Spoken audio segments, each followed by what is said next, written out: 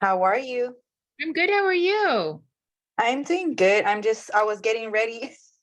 I didn't expect for the call to start. I was just putting my makeup on real quick because I go to the gym later in the day, but I get ready like way ahead of time instead of doing it last minute because I have 3 kids. So it's like Yes, I gotta plan everything.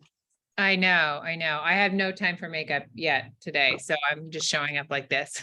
I normally just try and like do my eyebrows a little bit and Yeah. mascara and that's it. Yeah. That's what No, I'm it's doing. great. I like makeup. I had time for it yesterday. I had to bring my son. He's doing a little bit of soccer because they have spring break. And then I got him, and then I just came right home. Yeah, spring break is happening. Oh, yeah, for you. Yeah. Hi, everybody. Well, we're having people will join as they come. And so we can just jump right into it. Anybody, if you want to raise your digital hand, then I can invite you. You're welcome to come on, ask me any questions. Also, if you don't want to be on camera, you can type them in the chat and I'll just kind of alternate. But whoever wants to go first, or if you want to just share anything, you don't have to ask a question, but we can have a chat. You're welcome to share insight or ask questions if anybody has anything.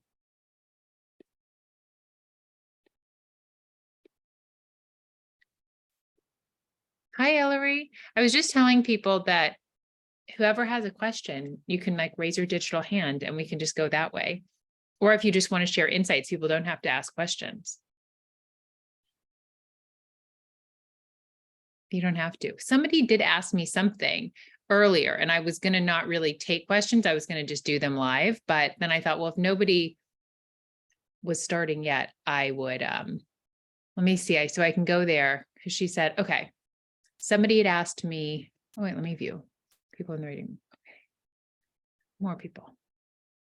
Maybe I'll wait to see if anybody live wants to ask something. Okay, I'll answer this question. Have you experienced any eye problems due to anxiety and any recommendations? Well, one, I'm not a doctor and I'm not your doctor. So I definitely, if you have a concern with your vision, I think always get it checked out by your physician. And if they recommend going to see an eye doctor, that's always a great bet. But then if you're like, everything's clear, I think that I have floaters in my eye, or sometimes this just happens. That's what I experienced. So I didn't have real vision issues when I would get really anxious and kind of be in a prolonged stress response.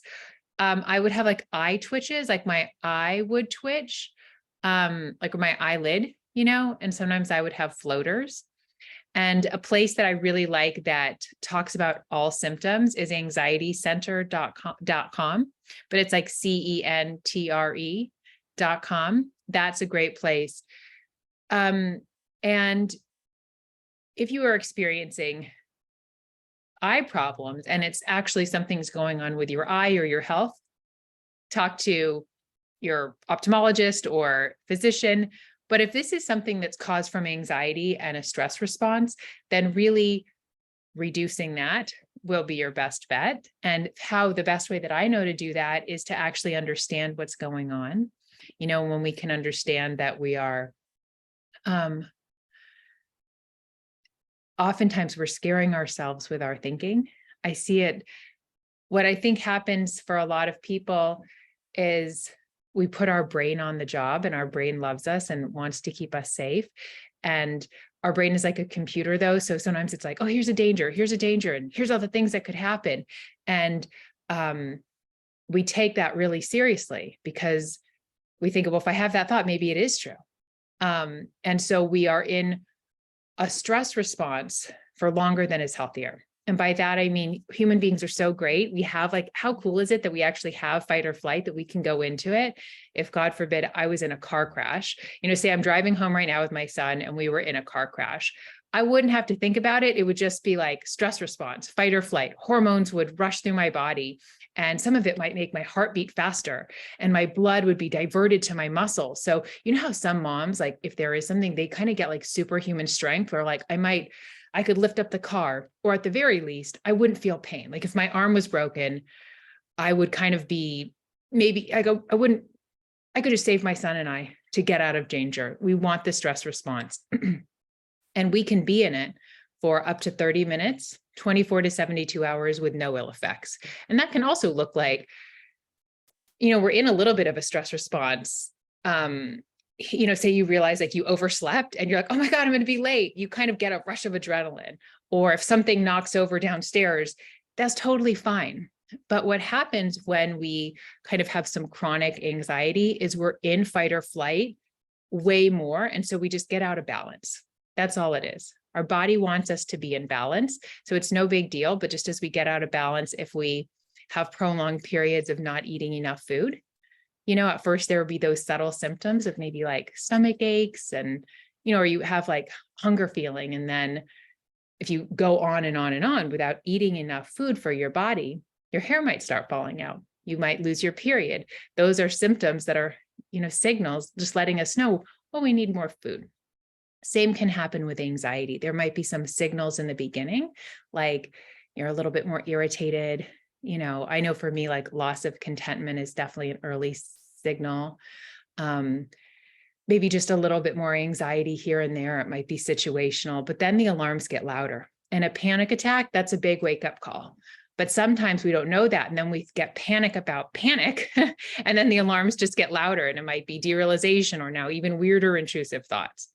That's kind of a tangent. But, and so vision, when it is really just a response of the stress response, an anxiety center whoever writes those, they do a good job of really explaining the impacts that it has. And I can actually even share my screen and show you, well, I'll see if we have time. But how when we are in a stress response, there's body-wide changes from vision changes. And it makes sense why our vision would change if we were actually in danger, or sometimes we get that tunnel vision, because if God forbid there was a real danger, like we don't want to be worried about all this stuff. We want to be like zoned in on the danger.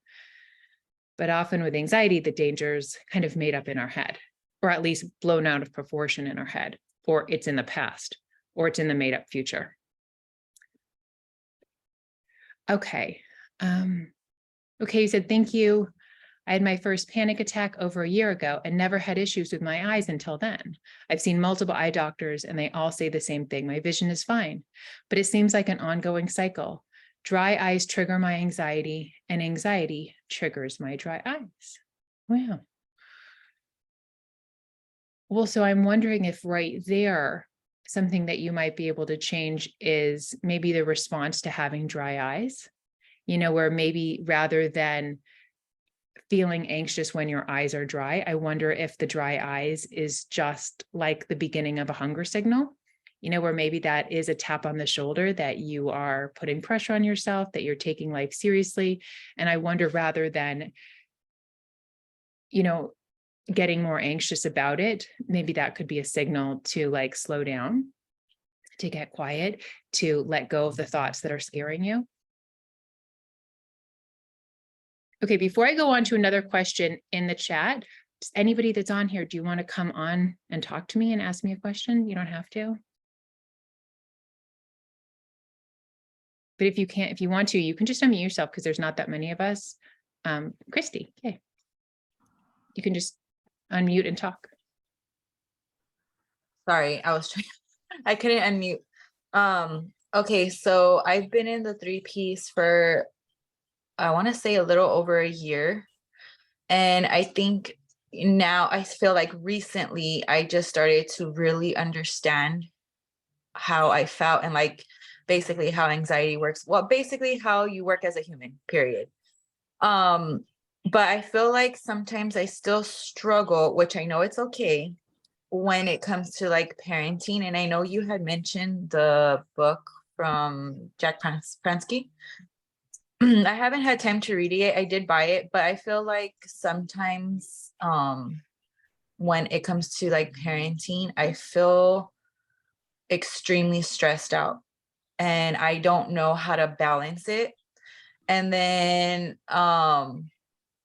like for an example, you know how yesterday I told you like I was really having a day with my son, and I also realized that I am a week away from my cycle. So I realized, oh, okay, this could be because I am actually more ramped up because my cycle is coming. So everybody got yelled at yesterday. And like towards the end of the day, I realized like I'm like a week away exactly, or maybe a little bit less from getting my cycle. And I realized that it's not my son triggering me. It's because my hormones are like, I'm just like heightened. So I don't really know how to like, I guess I don't really know how to like catch that. I know how to catch myself when I'm ruminating, or when I'm having like, when I'm starting to notice that I'm believing what I'm thinking, I'm able to catch myself really fast. Like now, before it would just go on, and then until I got a panic attack, and then I'm like, oh, now I get it. But now I'm able to catch myself. And yesterday I did have a love signal, and I had a heart palpitation, and I hate having heart palpitations. Like I hate it. I hate it. I hate it.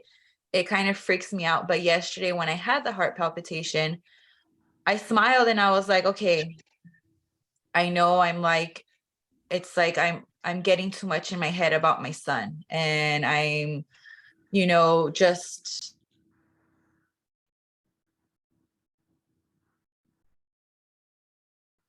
Oh, wait, you muted yourself, Christy.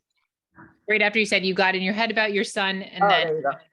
I don't really know how to still balance that. Like, where do you go with, like, how do you do like self-care for yourself? You know how everybody needs to take a time out for themselves. How do you do that for yourself as a parent? okay. Well, first I want to say that what if the seeing stuff early is about irritability or about seriousness with your parenting is just the next thing, where because you've said now you see the signals earlier, when you're like, oh, you catch on to ruminating, or you catch on to maybe anxiety before it builds to panic, um, would what would the equivalent be? Like, would it be that you notice, like for me, most of the time I'm in a really good feeling with my kids, but so on Sunday, my son and I had to, or we didn't have to, but I guess we had to, whatever. Get presents for his friends. And then there was a change in the plan because one of his friends said, the mom said, do you want to carpool to this party? And so I was like, sure, I'll come and pick the son up, who lives about like 15 minutes away. So it just was going to be a little bit longer than I had planned. And I planned for us just to like walk to this close toy store, get a present, walk back. And then I realized in my mind, I was like, I felt like it was cutting it close. So all of this seems like not a big deal, but I noticed, then I got home and I wanted to like make myself something to eat, make him something to eat, wrap the presents, and then go. And I just lost a lighthearted feeling. Yeah. And so I also noticed that I started to feel like a ticking clock was behind me. And that's very much what I felt like for a lot of the time, because it really felt like danger to my body to try to get places on time. And so I know for me, when I start to, so sometimes when I worry about getting places on time, that's a signal for me that I'm taking life too seriously. And so it was like, I also noticed on Sunday that my boyfriend, I was like, I don't want him to come in the kitchen and talk to me. Like, I don't have time. I need to eat, wrap the presents. And so I just it felt like this was starting. Yeah. And that was a signal for me. And it was also just like, I was like, George, it's my son's name, like, make sure you get your shoes on. We're going to be going at this time. Like, and I'm not normally like that. And that to me was a love letter, was a signal. And it was like, I just kind of stopped and tried to allow myself to zoom out and to realize like, it's so fine if we're 5 minutes late to laser tag, like Yeah. so that loss of contentment, let me know it. and I just, because I didn't get too far away from that good feeling. But so in a way that is self-care for me. But there's other things that I do, but I'll pause. So that's how, if I didn't before, 5 years ago, that's how I feel like I lived most of my life, like not really having too much fun, because even a kid's birthday party, getting there on time seemed like a big deal. Yeah. And I seemed irritated and afraid. And then I would also probably, and it's funny because even though where I'm at, I had had a more stressful week the week before because my son had this health issue, and then there was the school shooting. And so I was just like not in my best place. Yeah. And so it's funny because, oh, whatever, like, I'm going to be quiet. Do you see what, when you notice the pre-ruminating, or you notice the ruminating earlier, what's the equivalent to the parenting thing? Where do you notice a loss of good feeling? Well, when it comes to the ruminating, I automatically can catch it when I'm starting to problem solve. And then I'm like going back in time, trying to like figure out something. And then I'm like, wait a minute, like that's the past. There's no use to even going over that. Like it's not even here anymore. It doesn't even exist anymore. And then I'll shut it out. But as to like the parenting, I guess, so I had started, my son has co-slept with us since he was a baby. And we have been trying for like the longest time to get him in his own bed. And he just would not budge. So he was doing good for a while, and then he got sick and then came into our bed, which was fine because we didn't care, he was sick. And I also have a toddler who would co-sleep with us. So we have like a huge bed and we're all just cramped in the bed. And we got her a toddler bed, so she actually sleeps in her bed. And I told my son, like, okay, you can't come in our room. This was on Friday, like you can't come in our room to sleep in our bed no more, because Faith is sleeping in her bed and you need to, start sleeping in your bed because nobody's gonna sleep in our bed. So we told him we were gonna lock the door because he would come in here and he would make his way. So we locked the door. That's when he started like banging and screaming and yelling, and I let it slide, like whatever, we're not gonna open the door. And then that's when he called 911. So he called 911 and they wanted to talk to me. I didn't know he has his own cell phone. So I was like, who's this? And they're like, it's 911 dispatch. And I was so embarrassed. And I was like, oh my God.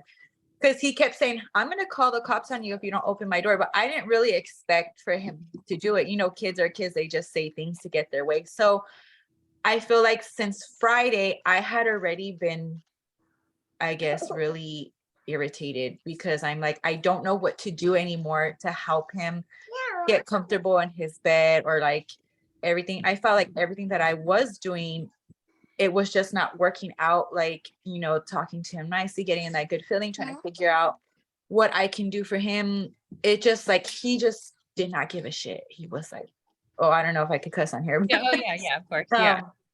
He just like seemed like he just didn't care. He was gonna go ahead and keep banging on the door. So he had been doing this since Friday.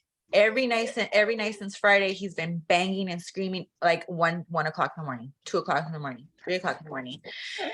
And I feel like yesterday I was like, I had it. I was like, that's it. I've had it, like no more. And my son, I had took him to get tested for ADHD. My brother has ADHD, and they said that he was very hyperactive, not ADHD, but very hyperactive. And so he'll bounce from one couch to another couch. He'll come running in my room, bounce off of everything, and he'll like do these high pitched screams. And I'm just kind of like overstimulated, and I'm like, no, like stop. So yesterday I was yelling a lot, and then I realized it's because I felt like I just lost my patience. Like I didn't even catch it until the end of the day yesterday. And I was like, oh, okay. I realized it a little bit later. And that's how it seems like for me. It's like with the parenting, I always realize it a little bit later until I feel extremely overwhelmed, extremely overstimulated, extremely overtouched, until everything is like overload when it comes to parenting. I catch it later. Yeah. Yeah. I know. And all we can do is be grateful for what you've seen, be grateful for that you are, Yeah. that like, oh, I am catching it later, and know that there's no need to beat yourself up because as a mom, and I think a lot of moms get it, that overwhelmed, that overtouched.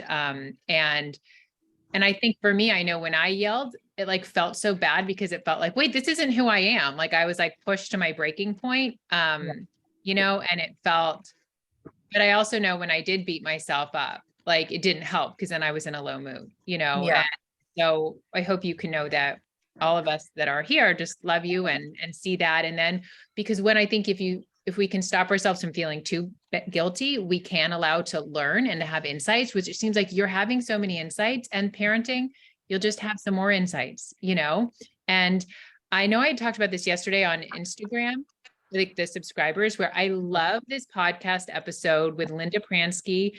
It's episode 16 on Underneath the Noise. And she talks about falling in love with the I don't know feeling. And it sounds so weird. But I remember, I think I listened to it like 6 months ago. And because my son has a health issue, and sometimes there's some other stuff where I don't know. But like, I think our brain's like, no, I need to know. But it actually can be okay to say, I don't know. I don't know Yeah. if I'm going to see this.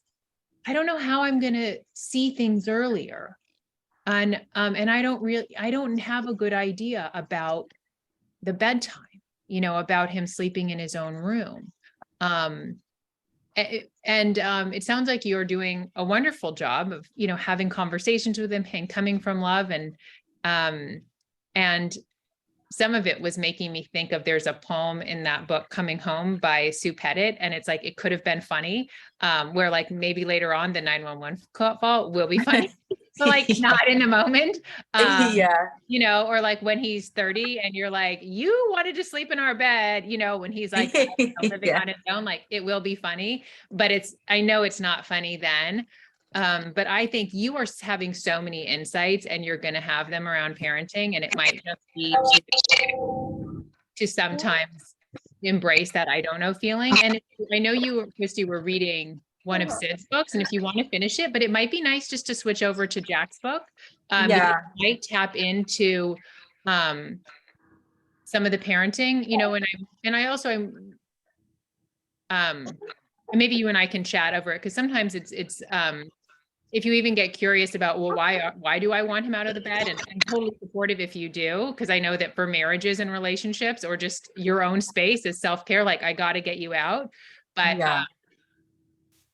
Yeah. Well, me and my husband can't even be like affectionate or intimate with each other because it's like he's always he's always right there, and it's like, you always want that alone time with your spouse at the end of the day, and it's kind of rough right now, but I figured I just had this idea this morning, like, oh my God, I have these little whiteboards, erase boards, and I was like, I'm gonna make him a chart.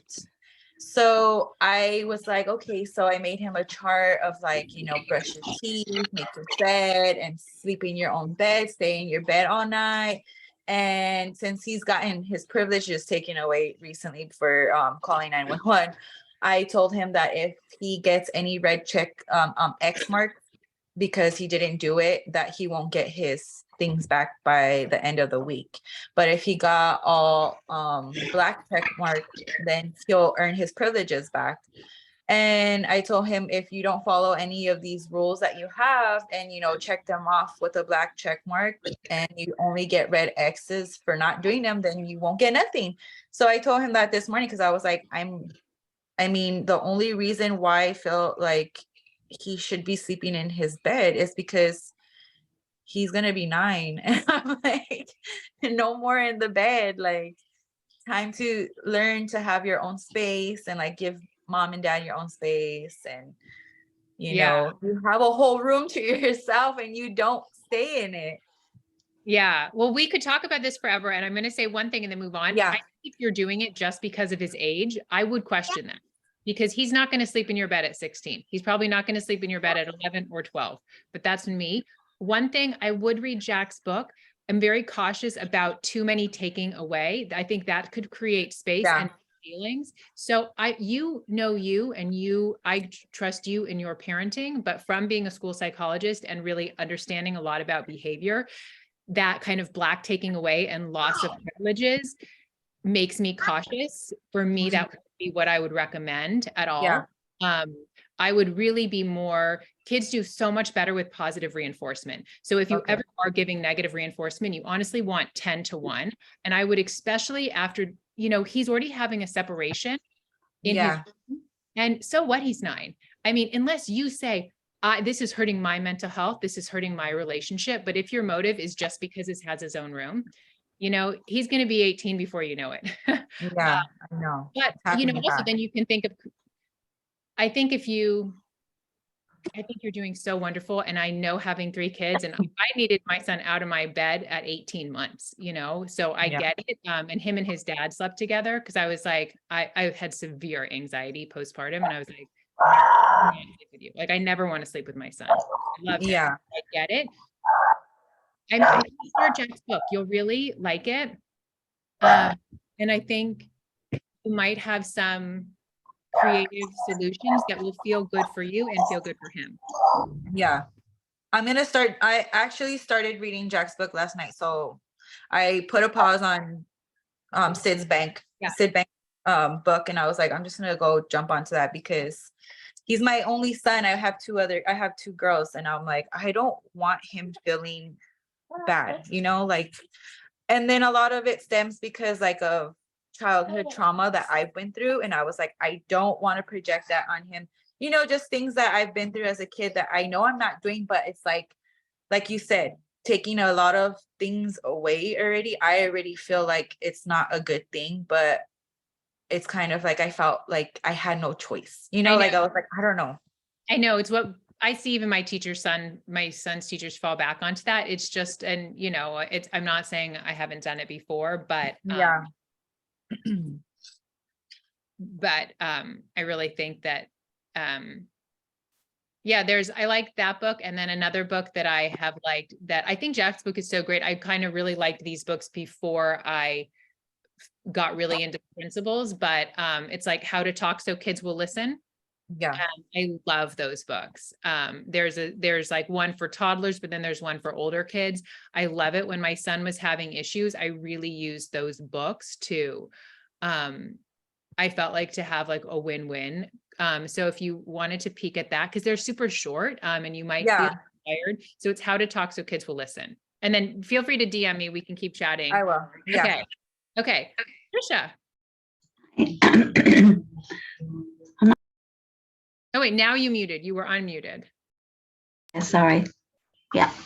I have a couple of things, but the only thing I would say to Christy, and this is only me, I'm a mother. My kids are now 33, 31 and 29. And I do know I've had anxiety all my life, but my mother's told me at the time that my twin cousins locked me in a loft and left me there. And she always said afterwards, she says, you were never the same since. You became a very nervous child, and before that you were very happy and go lucky. So the only thing I would say, maybe you sound like you're doing an amazing job, but maybe the locked room can sort of frighten a child, and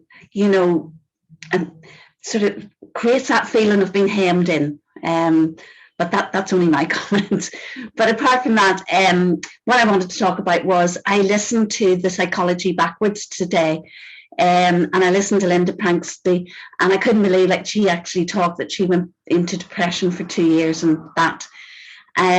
But what I got from her, and this is the question I want to ask Lily, because I know I'm keeping my anxiety alive by resisting it all the time. I just know I am. I'm very hyper aware of my thoughts. Oh, what am I thinking now? Oh, right, okay. Oh, is it still there? And that goes on from I wake up in the morning to I go to bed at night. And I love that she said, I know there is an answer to, she couldn't find her way out of the depression. And all along, I mean, I've suffered for 25 years, but all along there's this little nugget in me that has hope, like she talked about, and also said, like, I feel inside me I'm going to recover. There is an answer. So when she talked very much about resistance, I thought, how do you stop resisting? Because I know I'm doing it to myself, if that makes sense. I don't know if anybody else experiences that. Yeah. I remember, I guess it was 2 weeks ago, you had like a couple days when you felt good, right? Did you feel like you were resisting less during that period?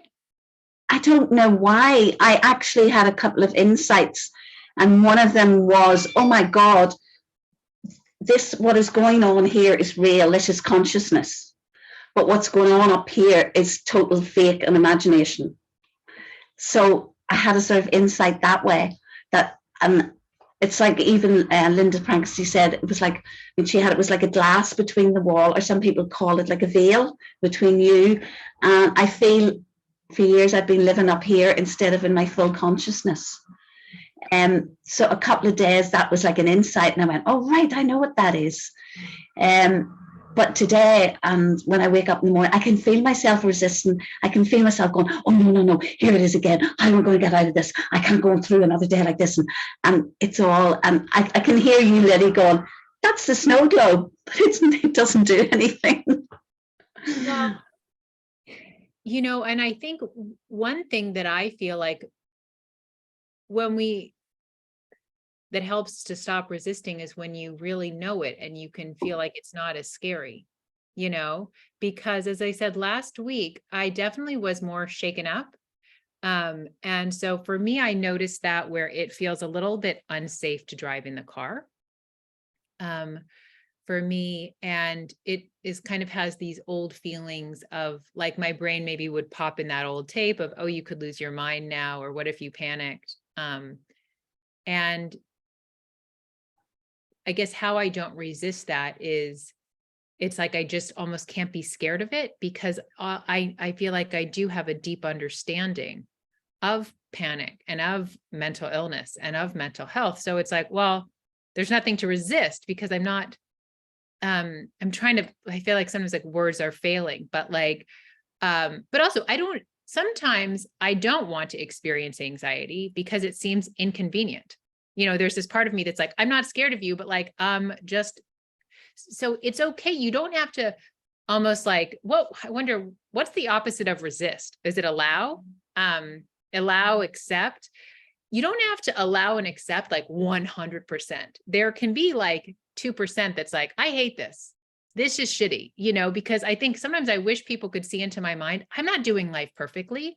I'm not like everything's wonderful. Like, because it doesn't have to be 100%, but I think much more of it, maybe there is a part that is 100%, but there still is that very human part of my brain that's like, I would like to be feeling good all the time. And you know what I mean? But I think I guess I've seen, and I think in a way, allowing, if we're thinking of allowing as the opposite of resistance, I'm going to choose allowing because I know it works. So it's kind of like self-serving, where it feels like, well, does that make sense? Yeah, but I think where my stumbling block is, I don't know how to allow. I just keep going back and going, I think the big thing with me now is I suffered, as you know, from intrusive thoughts, and they have got a lot better. But now it's my like generalized anxiety.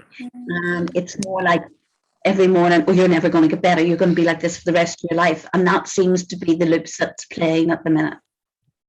Okay. Well, you know what? What about when we were talking about with Christy that she had all these insights? It was like, okay, she's seeing stuff about ruminating. She's seeing stuff about panic attacks. Next level, she'll see some stuff about parenting, which she's still seeing. What about for you? All right, the intrusive thoughts. Now it's moved to general anxiety. You know, maybe it's going to keep moving up until like more and more peace, you know, where for a long time, my brain would be on the lookout for any like weird feeling, you know, and I stopped taking it pretty much seriously. Like like 80% was like, but there was still this part of me that did believe it when my brain was like, or when I had the thought, you feel weird, until about, I think it was like last year, I had been, sometimes if I'm really in my head, like if I'm like on my phone and recording stuff and kind of jumping from things to things, and then I go to do something with my kids and their friends, I used to have this thought like, do you feel weird? Like, because for me, a lot of my thoughts would be like fear that I could, like, if I felt weird, next could be I could lose my mind. And so it didn't feel safe to obviously be around kids if I was like going to lose my mind. So it was last year, and I had been, whatever, do my thing, like Instagram stories and fucking shit, whatever. And then I was getting my shoes on to go get my son and baseball and stuff. And my brain's like, do you feel weird? You know, and I realized that was like totally made up. Like there was no feel weird, you know, and it suddenly like lost its meaning. But before I did take that seriously. It was like, and I hope I'm explaining myself well, but it's okay if I'm not. Like, it was because before it was like, I'm okay if I feel weird. I know I'll flow through this. And last year it was like, that's all bullshit. Like, that's just my brain. I could have just been feeling busy headed because I was in my head. It didn't mean anything about my mental health. So I saw this new level. And so it was like almost beyond allowing, because I just saw through it, you know? And I guess why I shared that was when you have that tape playing, oh, this is how you're always going to be. What if you never feel better? Like suddenly you might just be like, oh my God, like this is all bullshit. You know, that might be, maybe you just have another realization, you know? And I think in the episode, what Linda was talking about, and for anybody listening, it's a really great episode, Underneath the Noise with Win Morgan and Kate Roberts, episode 16. They're talking to Linda Pransky and it's called Ultimately Hopeful. And so in that, Trisha, I think Linda, like resistance also is trying to figure it out, you know, and I think because super smart people like you, like Linda, like me, like probably everybody on this call, we've tried to use our intellect. And I think resistance, like, you know, so I just think staying in and as much as you can, maybe starting to see like falling in love with that I don't know feeling. I don't know. I've been here for, you know, this many years. I don't know how to stop resisting, because on one hand, I don't know how to stop resisting can seem, I don't know, and I got to figure it out. But when I think I don't know, that's very much our brain and our intellect. I don't know. And I've really seen over the past 6 months, when I now say, I don't know, I almost get excited because it's like, I don't know. But before I know always comes, I don't know.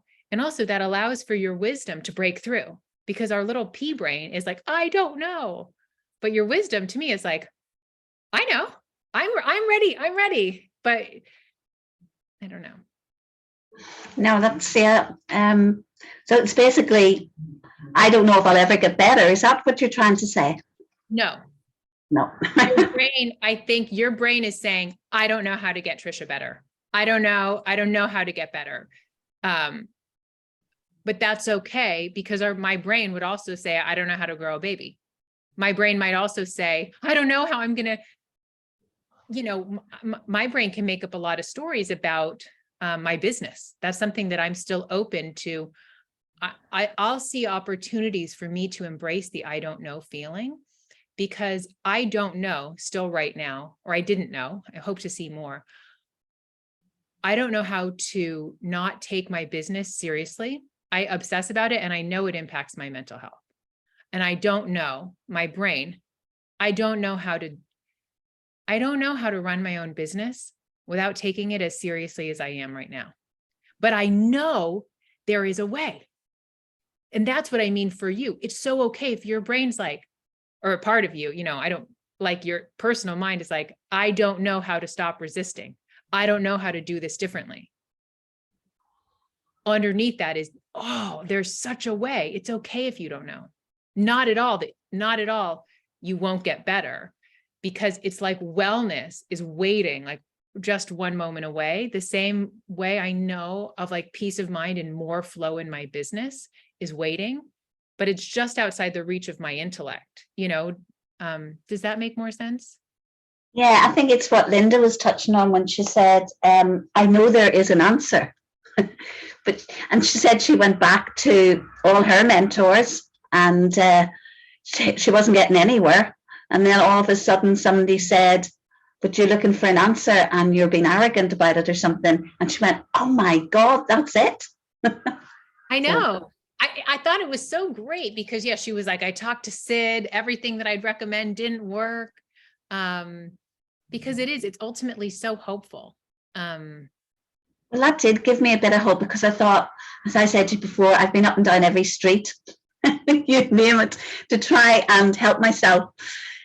So when I heard her saying that and saying that she actually went through depression for 2 years, I went, oh my God, if I can do this. So I think staying in that feeling more and just getting curious because I realized after I listened to that again, because I recommended it to a client, the I Don't Know podcast, and I realized how much I have fallen in love with the I don't know feeling in the 6 months. It was definitely a learning curve. So I think just you're doing a great job. Stay ultimately hopeful. You know, and there's less for you to do, but I love Linda. And so sometimes if you liked what Linda shared, like listen, find Linda on other podcasts. Because I love Linda. And maybe if you like what I say, you'll also continue to like Linda. Yeah. it's like, I'm not going to hog you anymore, but it was like I found a podcast with Mavis Karn. I forget the name of it. And something resonated there. She said something like, it's when you give power to a thought and you become disappointed because you give that power to the thought. But she said, it's when you realize you don't give power to the thought, you're actually, was it, she said, strengthening your consciousness. So that was the insight that I got that day. I went, oh my God, if I don't give power to that, I'm actually going to be more in the world and be more conscious than being up here. Yeah. You're having insights, you're having realizations. I think you're moving up. Let's hope so. Yes. Yeah. Well, it's so great to see you in person Yeah, thank you so much for all your work. You're so good. Oh, so are you. Thank you. Okay. Fallon and then Ania. And let me know if that's how I pronounce your name or if I mispronounce anybody's name. It's okay. It's Anaya. Anaya. Okay. Anaya, that's beautiful. Unmute it. I don't know how to unmute it. Oh, wait, I feel like you're on and off unmuted, Fallon. How about now? Yes. But not Is now. it working now? I don't know how to do it. Oh my God. It's weird because it says muted, but then sometimes I can hear you. You do work now?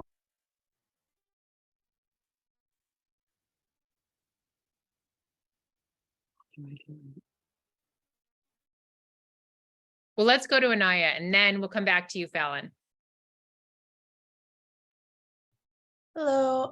I've talked with you before, and I've talked to you about I've been struggling with intrusive thoughts, and I also talk with my family about this. They've told me, everyone has intrusive thoughts, and some people let them pass, some people don't, and I'm one of the people that it's hard for them to pass, and I fixate and obsess over them, and I've diagnosed myself. You're probably asking why would you diagnose yourself, but I have undiagnosed OCD, and I have times where I obsess and because I have intrusive thoughts about having fears about, how sometimes some people have fears about having health illnesses. Well, I have fears of having mental health illnesses, because some people say that anxiety is the I don't know the word for it, but anxiety can lead to other things, and that's what started the whole thing. So I'll just have intrusive thoughts about, like you said, that sometimes your mind would say, oh, do you feel weird? Do you feel weird? Or I would watch like too many things to reassure myself. And now my mind is telling me, are you manic? Are you this? Are you too depressed? Are you, do you have BPD? Do you have this and that? Like just going on a tangent on different things. And it also, like, my mind goes into other things, like it goes back to memories where I probably talked about a person or been in a friendship and it didn't end well, and um it just attacks my mind basically, and it just really messes with me, and I don't know how I can stop reassuring myself that I don't have this, how I could have it. Like sometimes I'll get so fixated on it, and I'll just like go to my mom and I'll be like, if I really did have this, like, would you tell me, or are you just not telling me, like something like that. So it's just like a back and forth. And I've been struggling with this since like last year. So it's just been a back and forth with the intrusive thoughts. Yeah. Yeah. Well, thank you for sharing that. And It was very hard for me to share that. I'm oh, sorry for no. cutting you off. Oh, It's you very okay? taboo, but I just want to say I'm not shaming anyone that has bipolar or BPD or anything else. It's just a fear that I have. So Oh, yeah. And I hope you felt safe here sharing. And it's actually very common. A lot of people that I work with fear that like they could have a more a different mental health condition, and I think sometimes how mental health or mental illness is portrayed, it can seem there's a few ways to go here. I'm trying to think of like what would be the most helpful. Because also I had this, I actually have a little slide about kind of, I'll call it like mental health anxiety, because it is really, like, yeah. And I have a slide on it. I'm like, where are you? I have a whole health anxiety workshop, and it is, okay, I think I'm going to find it because maybe if I share my screen, you'll see it. mhm. Yeah, because, It's hard for like me to find. Well, you don't really see. I like if you like sometimes one of my compulsions to do is I look it up. I try to find people or reassure myself that other people feel the same way, or just back and forth with the reassurance, and you never find it. You just like on YouTube, baby, it'll just be the disorder. I know. Well, and also, why can't I find it? It's, I wish I could find it here. I can leave my Instagram if you would, if you do find it by the end. I don't want to take up all your time. I just wanted to share that. Yeah. Well, and And okay, let me try to think that. So, let me try to think of how the most helpful thing. Looking for the reassurance and trying to see, like reading more about bipolar disorder, that can often just add more fuel to the fire, because it does keeps the trigger me. cycle going. Because what happens when we have an insecurity, we have something we're afraid about, we're anxious about, our imagination goes wild. So anxiety is not leading anywhere, just kind of, obviously, like, yes, we can have panic attacks and stuff, but even going back further, mental health diagnoses are made up. They are made up. I just was going to put this quote from Thomas Insel, who was like at the National Institute of Mental Health. So he said this quote: "We are so embedded in this structure," and this is the more traditional psychology structure of let's diagnose you. "We have spent so much time diagnosing mental disorders that we actually believe they are real, but there's no, they are just constructs. There's no reality to schizophrenia or depression. We might have to stop using terms like depression and schizophrenia because they are getting in our way and confusing things." So going back even further, like one, it's a waste of your time because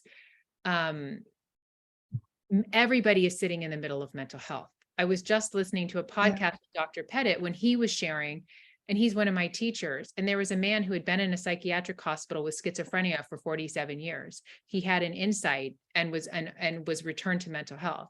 And Dr. Pettit had to work to get him out of the hospital. He did a check-in with him 3 years later. He was sitting in the middle of mental health. So one hand, but also all you are is anxious. And it's okay, or experiencing anxiety. You're not stuck being anxious. You're not stuck having characteristics of OCD. Also, I think it's totally fine to self-diagnose. I didn't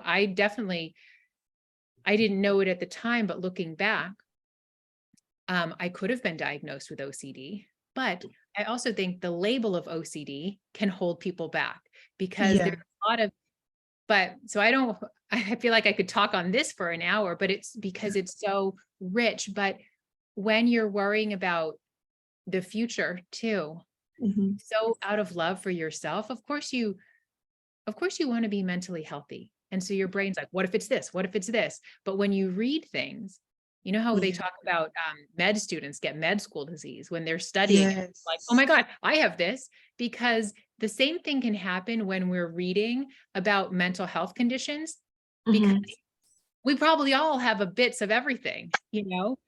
So if you're reading about being bipolar, it's like, well, maybe I have that. Maybe I have that. So I really think stop reading about any other mental health conditions is a really good thing, because then it keeps it going.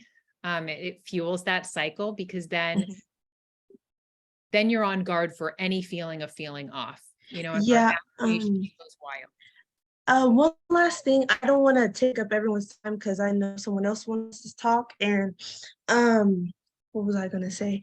I feel like because of that, I am so hyper aware of my feelings and of what I feel like. I'll wake up in the morning, like, what am I feeling today? What am I going to feel? Do I feel depressed today? Do I feel anxious today? And is there a chance that I am manic and no one is telling me? Is there a chance that I dissociated and no one is telling me that I'm doing crazy things? I check sometimes I'll check my bank account, checked if I've maxed out my bank account. It sounds crazy saying it out loud. And maybe I'm going to share this, even though this is your Zoom. I find that I've heard going on your voice messages and like saying your obsessions or your intrusive thoughts and your anxieties, saying them out loud and listening to it, it makes you feel better without reassuring yourself. So you don't go to someone else about reassuring, because sometimes like that would be my thing, running to my mother about my obsession and it being a reassurance. So you could go to your voice message and just vent on there and just be like looking over it and be like, that sounds crazy, but it helps. Yeah. So. I'm happy you found something that helps. And I think when you were sharing in the beginning, about your, having all these thoughts about your brain, how do I feel? Am I, I know it, to me, when you're sharing, it's so out of love. Your brain loves you and wants to say, I want to make sure you're okay mentally. You're not manic. Maybe you don't have anything underlying. But really, when we follow our brain, it's just going to lead us all astray.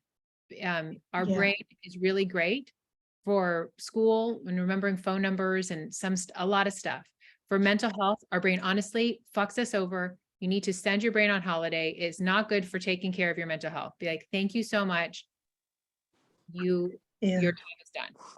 Because it's like a computer. So if you put the computer like, hey brain, why don't you check for mania? And why don't you check for schizophrenia? And why don't you check for disassociation? Your brain's like, on it, boss. Ping, ping, ping, ping, ping. Like, and then you're like, oh my God, what? But your brain's like, our brain can be like an overactive bodyguard, but you just put it into the search engine and you're like, brain, there's really bad mental health issues. Make sure I never have them. So your brain's like, you got it. You wake up in the morning, I'm going to tell you, are you feeling a little depressed? You know what? Maybe you're manic.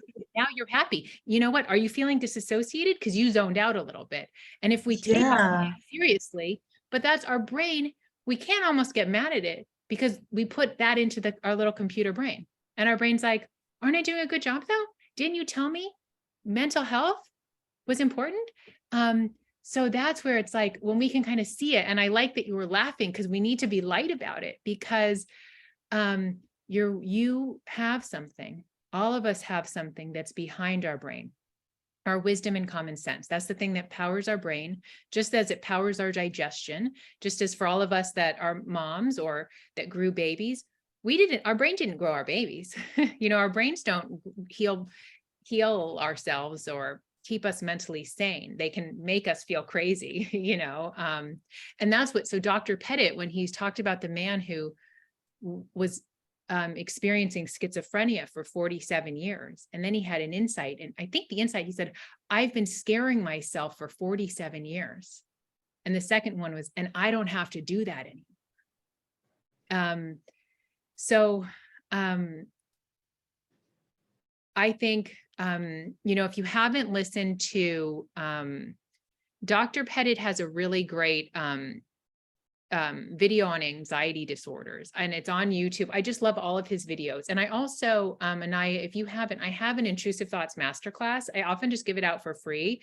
If you follow me on social media, DM me and I'll send you the link, or anybody that's on here. And if you haven't seen the intrusive thoughts masterclass, I think you do follow me or you do have it. DM me, whoever wants it. Because I think it can help clear up those misunderstandings. And I'll also take this moment. I'm doing this because as I said, I'm trying to be lighter about my business, but my business is how I earn money. And so I have a great course. I really am trying to fall more in love with marketing, and or like sharing about my offering. So I'll take this moment to do that, because when I was talking that I have the mental health cycle, I have a great new course that I made. It covers everything that we're talking about here, but the keys to peace, physical symptoms and panic attacks, derealization and depersonalization, like sleep anxiety. There's a whole section on intrusive thoughts, a lot on health anxiety, including mental health anxiety. So there's videos where I'm talking here, but a lot of time I share my screen.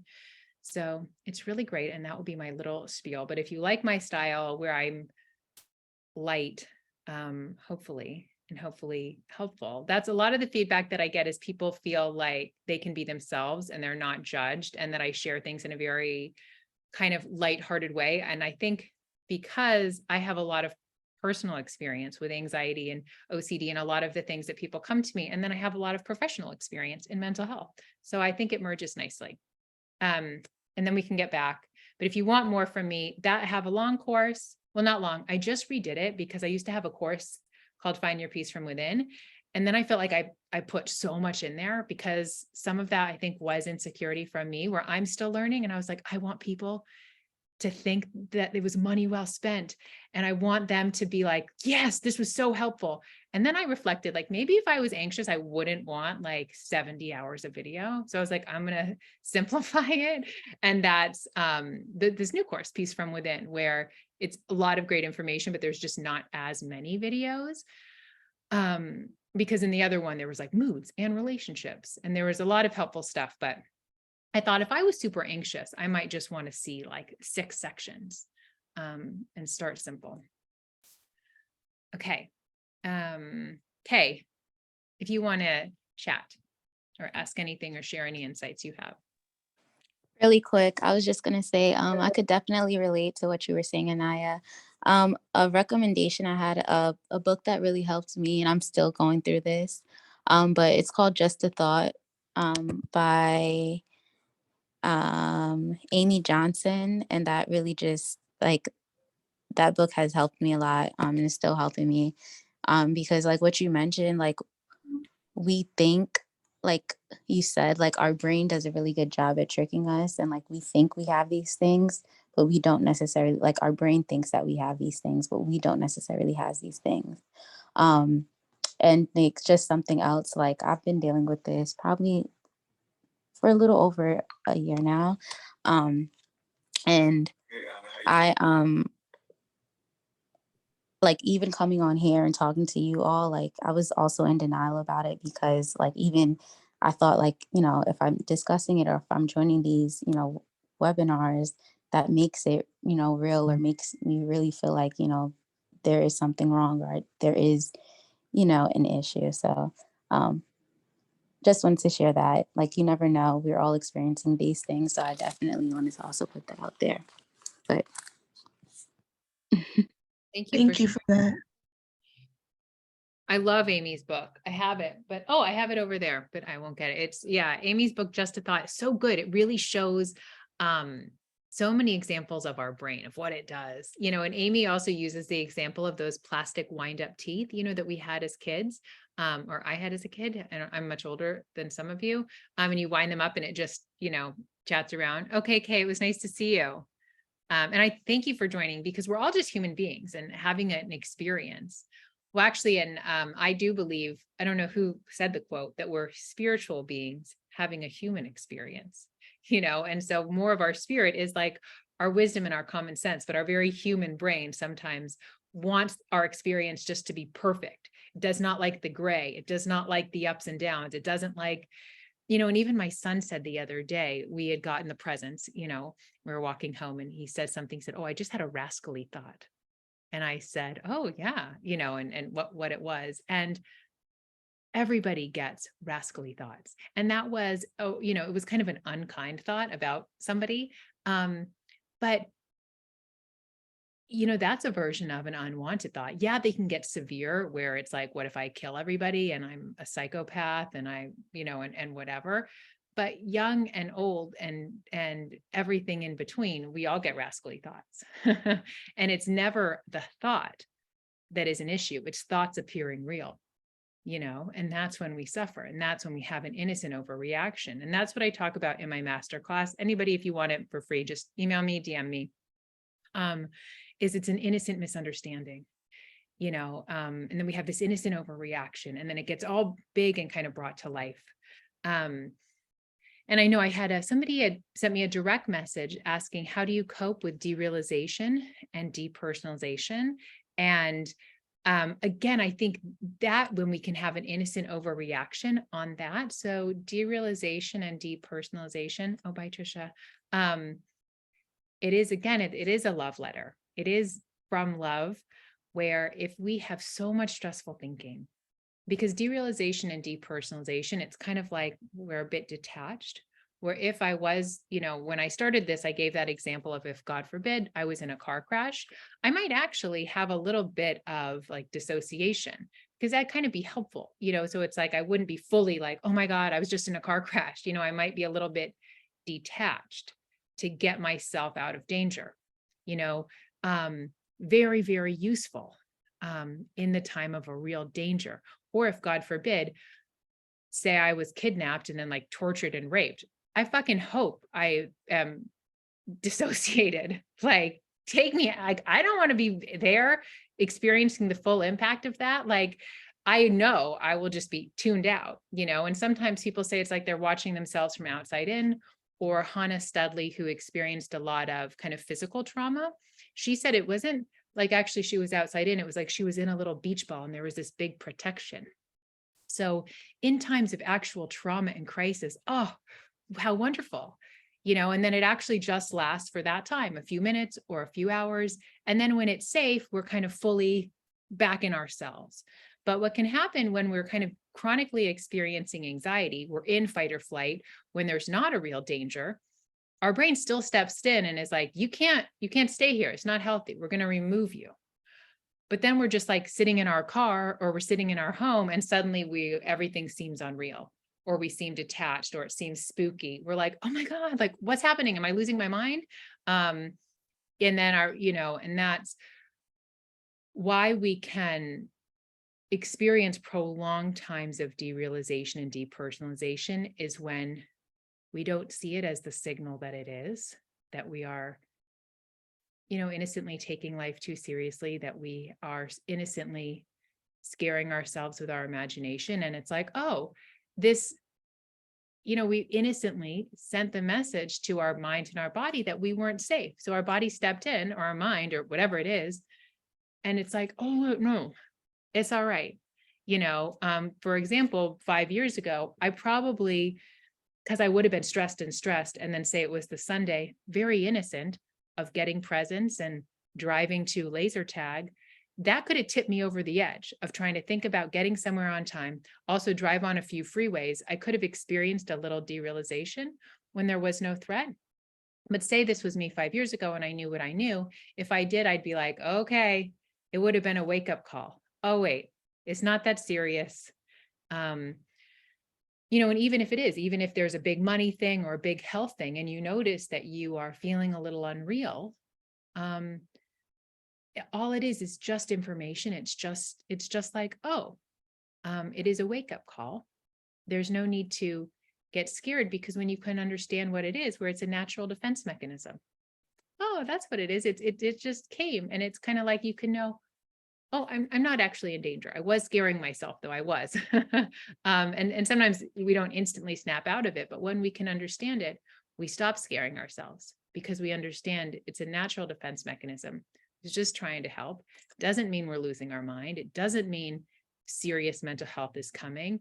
It doesn't mean it's permanent, and it will go in its own time. We don't have to, because why we can experience it prolonged is when we just want to rush it, when we have that resistance to it, whether it's a panic attack or derealization, which often can come as part of a panic attack, because it is part of that stress response. But when it's kind of like, oh, you'll go in your own time. I don't have to try to force normal. I'll allow normal to come back. And on that, I do have a lot on derealization and depersonalization, because that was what I experienced with panic attacks. And that was what really sent my mental health to like the next level. I'm back to a good place, but before it's like I had anxiety. And then when I had a panic attack with derealization and depersonalization, it was like 2.0. It was like Pandora's box. I was like, I'm going insane. Also, because mine also had intrusive thoughts about like harming myself. And then I had derealization, and I was like, oh my gosh, I'm losing it. But it's all anxiety. It's all this, but our brain's like, it can't just be anxiety. And I'm sure there was a little bit of symptoms of OCD, because I'm just obsessing and trying to soothe. But there's so much hope, because I experienced derealization on and off for like 7 years. I mean, sometimes wasn't chronic for 7 years, but it would sometimes last like at least a day, or sometimes it would linger for a few days. Sometimes it would be a few hours, but I was so terribly afraid of it that I'd always be on guard for it, because I was like, I didn't know that was like messing everything up. I didn't know. I thought I was doing a good job, because I was like, I never want this horrible feeling. I didn't know what it was, but I thought if I could stop it, like if I noticed it earlier, but I was just always on guard. There's a lot I could say on it. And if you want to hear more about it, I do. I have 2 master classes, because I did one, then I had a lot of clients, and I felt like there was actually some more information. And also, I talked about when people experience derealization after like smoking weed or taking an edible or taking like THC and CBD, because I had a lot of clients that were like, but what about that? So it's the same concepts are the same, because what happens is we have a bad high, and we might have had the derealization then, but when the weed actually wears off, we are still so scared of that derealization coming that often we unintentionally bring it on. So I added a whole new section on that, because one of my panic attacks was when I was high. And that's why I hate any like high psychedelic feeling. And I used to hate the feeling of derealization. I didn't know what it was, and it scared me. But it's so possible to also, the first time I actually experienced derealization and sticky intrusive thoughts in a panic attack was medication induced. It was a prescribed medication, but I realized that, and I had kind of left it out because I don't know, I didn't think of it until people started coming and saying, but what about if it was a drug? Is it different? And then I realized, oh, mine, well, it wasn't because of a drug. I like cycled myself up way faster than my doctor recommended. And then I had very scary thoughts and a very speedy feeling. And that's what I freaked out about. And then my brain was like, oh, then I got removed. So it wasn't actually the drug, it was my thoughts about my feelings on it. But it's so possible, whether it's drug induced or not, to return to balance, to return to a good feeling. And it's kind of like with everything, we need to get out of our own way, because the mind has a self-correcting system. It does. Just like we have a physical, like immune system, we have a psychological immune system. The mind is self-correcting. I didn't know that. I thought I had to work to get back to balance. I thought, and it's like, it's the opposite. Balance, well-being, it's just waiting there. And it's really like when we just kind of like step back and we let ourselves return to balance, we let our brain settle down, like with the snow globe that I often show. But it seems counterintuitive because we're like, well, I'm suffering, I want to work at it. So I hope that this was helpful. And I hope it offered hope and some lightness about everything. And this is something I'm starting new, because I thought I would go, I kind of am taking it from Tad Hargraves, who I love, this guy who has Marketing for Hippies, and he does like First Thursdays, and he just goes free and he talks. And so I thought I'm going to do the same thing on Tuesdays, so I can see whoever wants to show up and kind of answer questions live, because sometimes going live, TikTok is my least favorite to go live. I can't, there's just too many comments. I do like Instagram lives, but I like this to have a conversation also. So this is the start, hopefully, of many more First Tuesdays, where the first Tuesday of every month, I'll show up here and we can chat for about an hour. Oh, Fallon, you came back. I realized that I was like thinking, oh, Fallon talked, but now try to unmute yourself and then I'll stay a little bit longer. Did it work? Yeah. Oh, yay. I just want to hop in quick and ask, like, how do you get yourself to like return to balance after like something in your mind that you think is serious happened? Like, I had an off week last week too. I'm sure everybody knows why, because school, stuff like that. Like, I have 5 kids, so it wasn't like easy, because my brain just went everywhere. Like, I had to pick my kids up from school. Like, I tried to send them to school and then I had to pick them up. And the next day I like let them go, because I realized like I don't want them to feel the way I feel. I don't want them to be scared. So how do I stop that though? Like, how do I not ruminate on, oh my God, it could happen to us? Like, how do I know? Like, like kind of Yeah. where I'm getting at. Cause I think it was more scary because my previous intrusive thought was like about that type of stuff happening. You know what I mean? Like with guns and stuff. So I just kind of like felt it in my brain and heart. I was like, oh my God, what would I do? Like, I can't leave my kids like there. So I had to like, but then I realized I did have an insight. I was like, I could not be like that. I could not have my kids be like this, because I don't want to make them afraid of life, because you're just living, and I have 5 of them. So. Yeah. One thing I noticed for me, one thing that was keeping my thinking alive was it kept showing up on my social media feed. Even just people talking about wanting, so it wasn't even like I would never watch any of the footage of the school shooting. If you are lucky to be outside of the United States, we're talking about our fucking shit country that has guns, and it's like, it's just, and then there's like, but going down a negative path, we're going to leave that behind. For me, it kept showing up on social media, people outraged at the bullshit of the United States with that, it's their books are banned, but an AK-15, whatever it is, isn't banned. So it was like, I kept thinking about it partially because it kept showing up, because I do spend time on social media. And I know for me, it seems unsolvable, because it seems like ingrained in America, and my brain, I do not like things I can't solve. So what I can say for me is, one, I think I did the best I could do not to engage. Because kind of like you, I had an insight where some of it was like, I did want to pull my son from school, and some of it I'm not so happy with his school, and I think about homeschooling. But then I thought, as shitty as it is, it's not just in schools. Like there are guns in the world and there are people that make a bad choice. And I don't want to live from fear. But I think I wasn't maybe on social media as much over the weekend.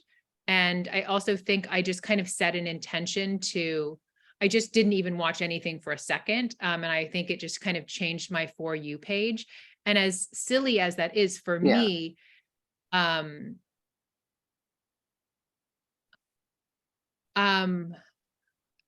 I kind of stopped thinking about it as much. But before that, I'm trying to think of honesty, but also being helpful.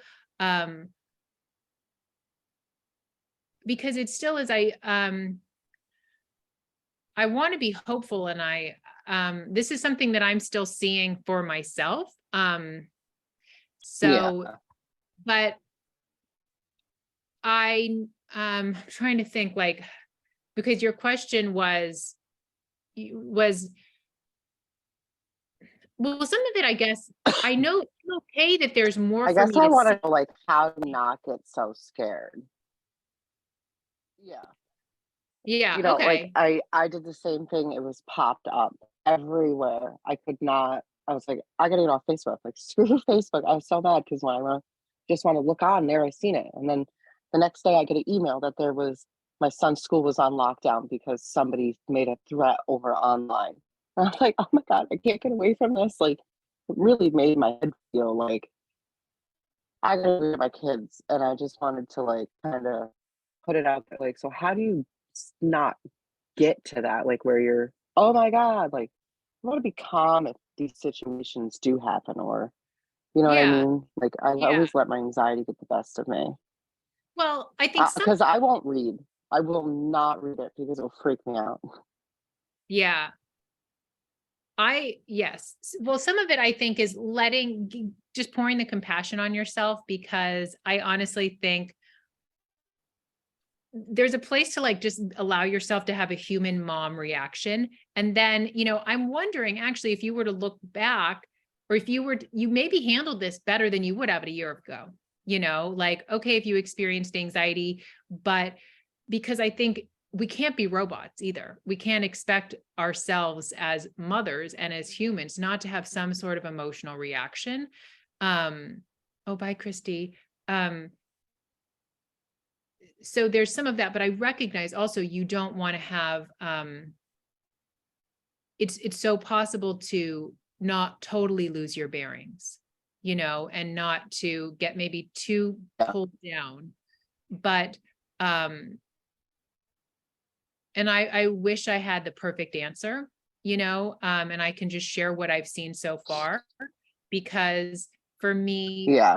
my kids' safety is definitely something that I can have a lot of thinking about. I don't care. I don't care that much about me. I honestly don't. I care so much about my kids.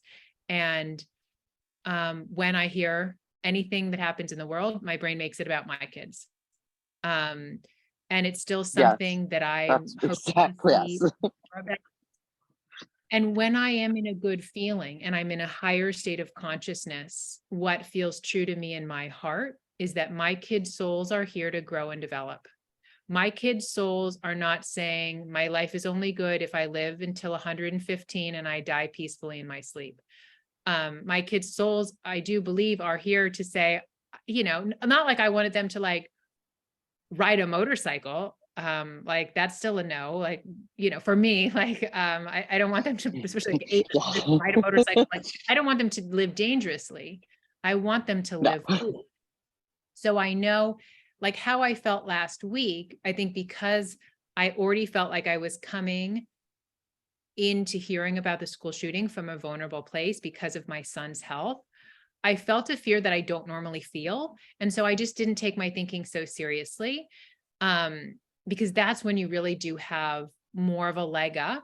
Like, I didn't think it totally pulled me down, but I totally was okay that I did lose my bearings for like a good 5 days there. Like, not totally, but like that was what my brain was thinking about. And like, maybe I do want to take my son out of school.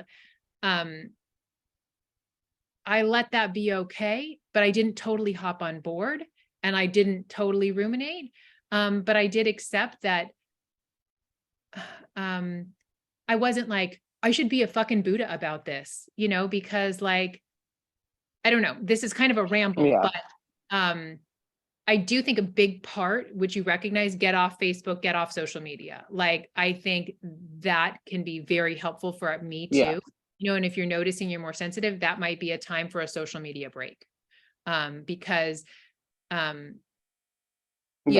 and you just take it day by day. But I think It's oftentimes everywhere where something it- happens.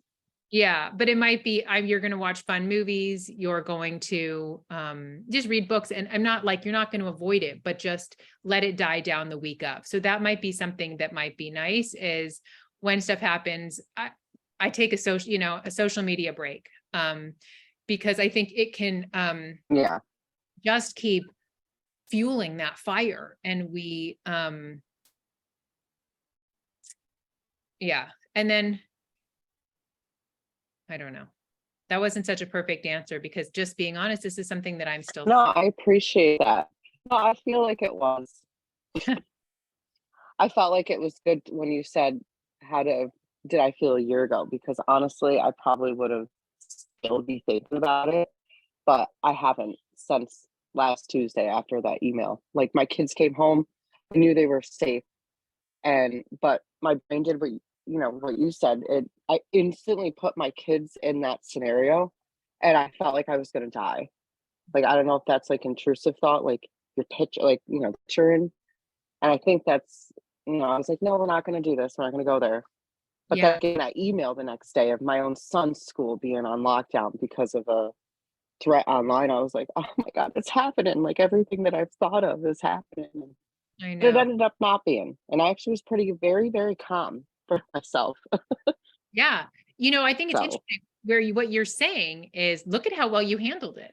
You have felt better by last Tuesday, so your reactions are Yes. very normal. I and did pick my kids up and say they had a dentist appointment.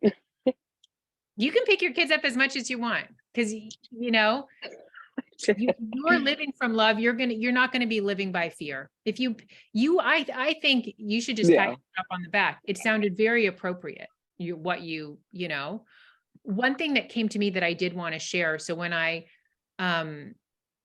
had this urge that I was like, I want to read about it because maybe I'll find things that I can say, oh, well, my kid's school doesn't have that. This is, and I was like, I'm not going to do that. Yes.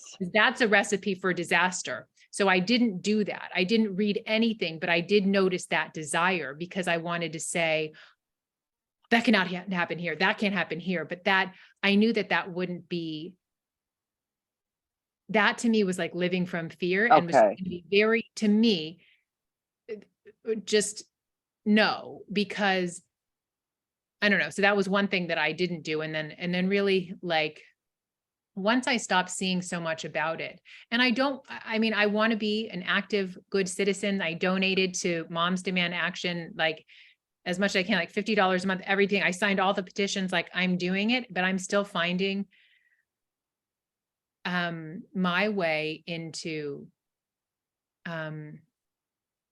having a voice and making an impact when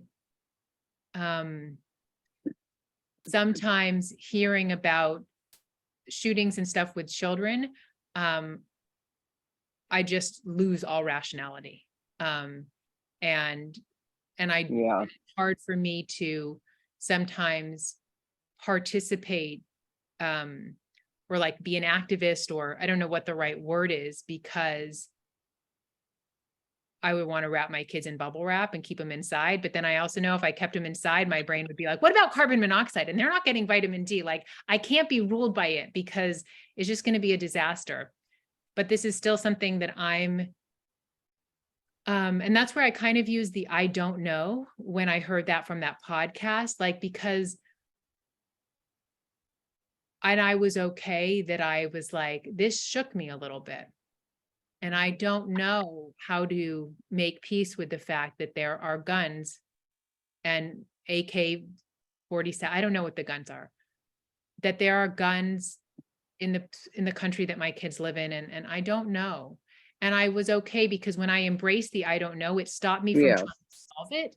And that's a really good, not a tip or a tool, but that's where I do try to embrace it, because I don't want to hold my kids back. I like that quote where it said, ships are safest at harbor, but that's not what ships are built for. And it was like, I think that's what I tried to sink into more of the time last week was, I don't know. I don't know. And, but a hopeful, I don't know. And I think I'm more in a good feeling more of the time. So when I wasn't in a good feeling, I just kind of treat it all lightly. Like really, when I lose a good feeling, it is such a signal. And I think, I just don't try to solve anything or take anything too seriously. And so definitely on and off last week, I was not in a good feeling. Yeah. And it did feel like there was something to solve. I honestly, I did look at homeschool programs. One, because my son doesn't really love his school. He does not want to Yeah. homeschool. I mean, I was going to unschool him and we'll do fun things every day. Like, I'm like, but That's how. he wants to go to school, and I don't want to live by fear. My daughter sent her off on a plane. She's in New York City, so my kids are in school, living full lives. And I like that. That's exactly how somebody like feels the same way I do, and listening to you say, like, pat myself on the back, like when I first heard about it, I couldn't even talk about it. Like I told my husband, like he brought up one of the past ones. I'm like, stop talking about it. I'm getting triggered. Like I was shaken. And now I just like sitting here realizing like I'm listening to her talk about this. Like I'm doing this. I feel so good right now. yeah. So Yeah. Your baby's so cute. I'm learning slowly. Thank you. He's You're teething. He's learning. very upset. Oh, you're learning quickly. You're not learning slowly. I'm trying. Oh, he's twinking. You're having a lot of insights. Thank Okay. you so much. You're welcome. Well, this was so lovely. Thank you everybody for showing up. It's not fun if it's just me. So please come every time I do something. Show up, ask questions. And I hope it was helpful. And I hope you all have a great day. Bye. I like that you guys bring your kids. Everybody's welcome. I mean, I might swear. So if you have an aged child, keep them away, but show up. Thank you. Bye.